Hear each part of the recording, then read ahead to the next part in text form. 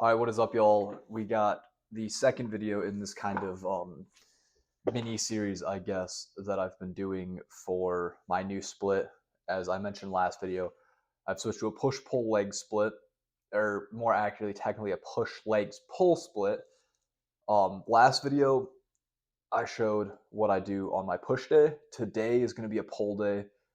I skipped the leg day primarily. Well, I didn't skip it. I did my leg day, but I'm skipping a video on that in like the order of this little series, if that makes sense, because my leg days have stayed pretty much the same.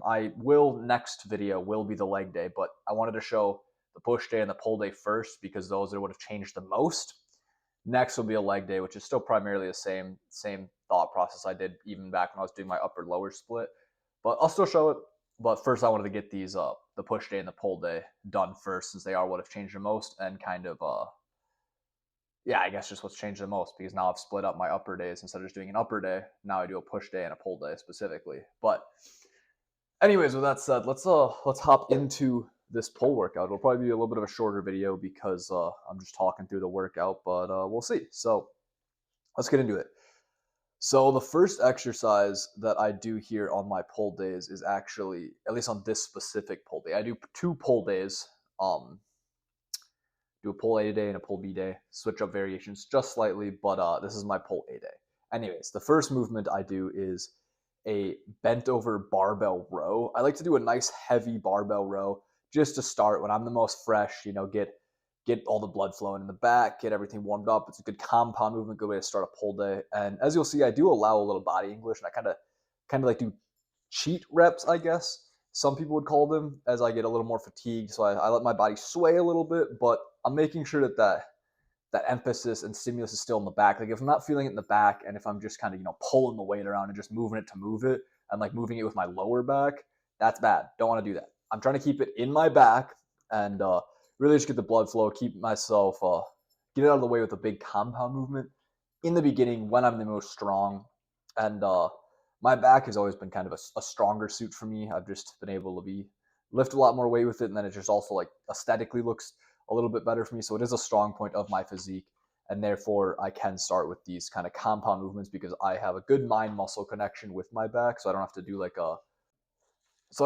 a pre-exhaust type movement, because I do that on my push days to warm up my chest, pre-exhaust my chest, and then it really gets I'm able to connect with it more and get more stimulus to it, because if you fatigue the muscle just a little bit, you can feel it better. And then like on a press, I can activate my chest more, for example. But with a back movement, I can already connect with it really well, so I don't need to do that. So I start with the big compound movement and try to get as much weight and stimulus to that back as I can. As you see here, I drop the weight on my last. So I do two top sets, and then on my last set, well, technically, I guess I do a third set. I do two top sets as my working weight, and then I do a drop set and just bang out as many reps as I can, again, pushing to failure pretty much. So I like to implement drop sets as much as I can, just because I think they're a good intensifier. They're pretty easy to do. Everyone knows how to do a drop set, and especially in the bulk right now, when I have some more calories and more recovery, I can get away with doing drop sets and stuff like that. But anyways, that's it for the first movement, which is my dumbbell or barbell rows. Then I move into a more vertical pulling emphasis. So I try to start with horizontal, then vertical pull, then horizontal, then vertical pull. And on my other push day, I switch that up. So I will do a vertical pull, then a horizontal pull, then a vertical pull, then a horizontal pull on my pull B day. Whereas here on pull A, I do horizontal, then vertical, then horizontal, then vertical. So pretty simple. But what I opt for here is a lat pull down. Just for exercise variation, I do lat pull down here. My other pull day, I'll do a pull up, but with lat pull downs, they're pretty simple. Lock yourself in that seat. I like to try to engage my core when I'm doing these as well, to make sure I just stay like nice and straight. You don't want to be like moving your back and pulling the weight, because if you bend back too far. So here, let me show you. So if I'm locked in the machine, I like brace in my core, and then I pull down and focus on your elbows driving downward. Like you're pulling your elbows from here, driving it down into the ground. So drive that elbow down to the ground. And I'm staying here, core braced. I can really feel it in my lats. Whereas if you let yourself arch, this also isn't terrible form, but then as you're pulling, it's more towards your upper back, and that's more like a row. So it kind of just depends what you want to target a lat pull down can be used for both, upper back or your lats. Usually it's for your lats, but if you want to do like that arching kind of thing or like lean back in the machine, then you can pull it almost like a high row, and you can target the upper back with it as well. But my goal with them right here is for the lats, so I want to, stay pretty locked in, brace the core, and then pull down and through and feel it really engaging through that lat, So that's kind of what I'm thinking of here. Anyways, there's not a ton here. Again, I do 2 top sets, shooting for 8 to 12 reps. That's just my typical rep range. I try to go within there, and if I can hit, usually once I can do 2 sets for 10 reps at whatever working weight for a week, then if I can do that again the next week, I move up in weight. So just ensuring progressive overload basically.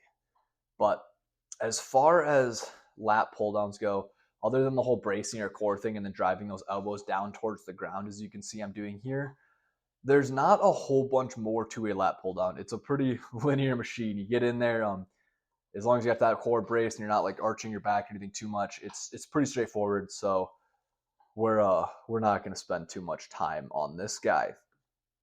The next movement I do is this hammer strength kind of high row machine. So this is a mix of kind of a horizontal and a vertical pull, admittedly, but I'm still counting this as my second horizontal pull for the workout. So with these, you can see I'm doing it unilaterally. I'm doing one arm at a time, basically. And I'm focusing on, so with this one, when I lock myself into that position, I'm grabbing that handle, and instead of just like pulling back, just like pulling it down, I'm focusing, again, I always focus on my back moves, my elbows. What's my elbow doing? That's kind of my my cue. So I grab this handle, and instead of just like pulling back, I'm taking this and I'm picturing taking that elbow and driving it out and around. So I'm driving like this, out and around through that movement. And that's really what I'm thinking of as far as when I'm pulling it. And that helps me pull it through my lat and like my back rather than just like wherever, like my rear delta or bicep, basically. And then I'm bracing on this machine. I don't know if you can tell from this angle. See, on my second set, I think we can see a little bit better. I'm trying to fight the machine as it goes up, and then just to like, so I'm not going in with the machine. I'm not going like this in with the machine. I'm pushing my body, twisting my body away as I go up, because then I get a little bit deeper of a stretch. And then another thing I kind of want to emphasize here, and this is true for the lat pull down as well, but you don't have to go all the way to the top. Like once I get to here, I have a pretty big stretch. If I can extend more, but then it's not my lat, it's more my rear delt, my shoulder, and I have to pull through my rear delt and then back to my arm. My focus is my lat. So when I come here, it's in my lat. I could extend more, but there's no need. Keep it in your lat and then pull back down. Keep tension in the muscle you're trying to work. So don't overstretch on your movements. A lot of people are like really focused on the stretch and stuff, which is good. It's been shown to build more muscle, I guess. But if you overdo it and you stretch too far, then you're taking tension off the muscle you're trying to work, and that's just not very beneficial for that specific muscle. So make sure you're going through an active range of motion. And when you're getting that stretch, you're getting as deep as you can while keeping that muscle kind of active and tension on that muscle you're trying to work. So that's it with this high row. My last kind of vertical pull I do is a dumbbell pullover, which I feel like is a very slept on movement. I used to do these when I first started working out, and then kind of stopped doing them. And I would just do kind of like a cable pullover or something if I want to do a pullover back movement. But I just do these back in, and at the top of the movement, you do lose a lot of that tension, like I was just talking about. But that's why I don't go all the way up. I go pull it back, then I come forward, and as soon as I feel like the tension in my lats like coming off, like it getting way too easy, then I just go back down. But this is a great movement for getting a really deep stretch in the lats, and just focus on kind of keeping, again, bracing your core. And as you come up, just pull through the lats. Like, don't picture your arms doing anything. Picture contracting your lats to move the weight. Like, I don't even think of my arms in it. I think of like having a pad on my tricep almost that I'm pulling forward, and that's what's doing the movement. I'm not doing anything with my arms. So I was doing this and realized I shouldn't have taken this out of my split ever because it feels amazing. So if you haven't done a dumbbell pullover or you haven't done them recently, I would recommend throwing them back in your split just for some exercise variation and see how you like them.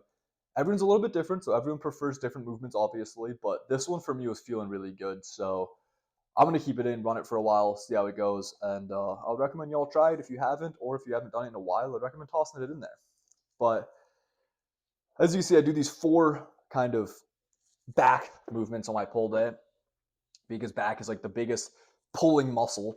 So I want to give the most of the work to my back, and then also because my shoulders and arms, I've mentioned before, they are a stronger part of my physique. So I don't work them as hard right now in this off season. I'm really working on growing these like big muscle groups, especially my chest has been the biggest focus. But after this, I go into my biceps, which I'm doing a incline dumbbell curl. So just setting the back on that incline. You want to make sure your arms kind of go behind your shoulders, if that makes sense. You can kind of see here. And then I don't want to be curling up and like bringing my shoulders way up. Like I want to focus on keeping that in the bicep and just curling it with the bicep. No shoulder movement in there.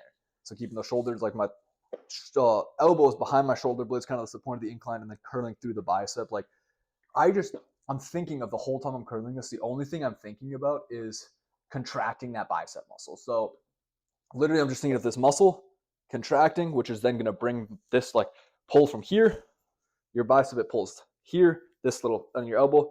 As I contract, it pulls my arm up. Now it's contracted, not contracted, So just like think about the biomechanics of it. So as I bring it up, that's all I'm focusing on. So I'm sitting there, pulling the weight up through my bicep and then bringing it down, trying to keep shoulders and other movement out of it as much as I can. I mean, as you get tired, you're going to cheat a little bit, but don't let your form completely break down and just start like yanking it up, Anyways, that's pretty simple. The last thing we do is a rear delt fly, and I'm doing kind of the Jeff Nippard style, as you can see here. Sitting sideways on the pec deck, or the reverse pec deck in this case. And it really helps with a deep stretch. You can't get it as far for like a contraction, but I didn't film it, but I'll usually superset this with the normal, like grabbing both, sitting front on and like going all the way back. And that can help me with the contraction side of this. And I just do that as like a drop set. My two top sets, I sit sideways here. You can see on my other arm, we'll see here, you can see how I lock myself in. Like I kind of put my arm and my shoulder on the seat, which really locks my body in so I'm not twisting too much. And then again, it helps like kind of like fighting the weight. And then I can get like a nice deep stretch. And what I'm thinking about here is I'm pulling the weight through. Again, I'm not thinking of like anything in my hand. It's in the elbows, like keeping the elbow up and then sweeping through, but also keeping your chest up. And then another cue that I've heard, I did not come up with this cue, but it's a really good cue, is like picture a pile of money on the floor in front of you, and you want to sweep your arm out as far as you can, because whatever you sweep over is the money you get to keep. So then it keeps you sweeping it out, and that keeps it really in that rear delt and helps it stay out of like the traps and upper back. But yeah, that's it. It's a pretty simple pull day, very back dominant. But again, like I said, my shoulders and arms are pretty decent, so I don't do a ton of extra sets for them. And then also I am getting kind of like, you can kind of as like a half set in my compound movements, like my pulling and stuff, because your biceps and rear delts will get worked as you're doing a row or a pull down. It's not direct. It's more of an indirect set. So that's why I count as maybe like a half set. I do still do like the 2 full top sets for the curls and the rear delts. And if you have lacking rear delts or biceps, obviously do more sets for those. They are not my focus right now, but eventually I will up the volume on my rear delts and biceps, and then kind of bring down the volume on another muscle group just to balance everything out. But right now I really want to focus on keeping the back nice and big. My push days, my chest is my focus. So my triceps and lateral delts on my push days don't get as much work. And then here my biceps and rear delts don't get as much work because they are a stronger point of my physique. So I don't feel like at this point in time they need the focus, but that might change in the future. And then another thing that I should mention is when we're on like kind of this topic of like the focus of what I'm trying to hit, you should start with kind of what you want the most growth in. For example, if you have lacking biceps on your pull day, start with a few sets of biceps. You don't have to do all of your bicep work because that will burn you out and like make some of your pulling movements hard. Like it'll make rowing harder or pull downs harder because your biceps are already fatigued. But do a couple sets, just some hard sets, really get out of the way, and then do some of your other movements. You can always come back and do some other bicep work later on in the workout, but you want to start with whatever's your weakest body part, because that's when you're the freshest and you can put the most intensity into that set. But with that said, that's about all I have. Unfortunately, I don't have a ton of cues for kind of my back and pull movements, just because, like I said, they are a stronger part of my physique, and thus I don't have to really think too hard to connect with them. That mind muscle connection is just kind of already there for me. Like on my push day, my last video, which I will have linked, um, I feel like I have more cues for my chest because my chest is a lagging muscle group, so it's not the biggest on my physique. But because of that, I really think about how I train it, and I put more thought into really feeling that connection, which I feel like has helped me grow in this past bulk. But on back, like I said, I connect well with my back. I got a good mind muscle connection, which I do feel is very important, and therefore I don't really have a ton of cues for it because I just feel things in my back really well. But with all that said, that's all I got for y'all. I really appreciate you watching. Hopefully, either this helped or at least it's fun to see kind of what I'm doing in this new split right now. But next Monday, I will have a leg day for you. It's going to be a little different than what I normally do just because I will be traveling and I won't have access to all the equipment that I would normally would, but it should be fairly similar. And I'll just kind of show you what I'm doing for leg day, how I structure it, my thought process, maybe a couple cues on what I'm doing for like quads or hamstrings to really target those, just like I've been trying to do for these other videos. But that's all I got. So thank you so much for watching. If you liked, drop a like, comment, subscribe, share the video, all that fun stuff. I appreciate it. If you want to support me, support the channel, support yourself by saving money, use code RSHAFIT at Raw Nutrition at checkout. Save you some 10% on your order. But with all that said, appreciate you watching. Have a good rest of your day. Peace.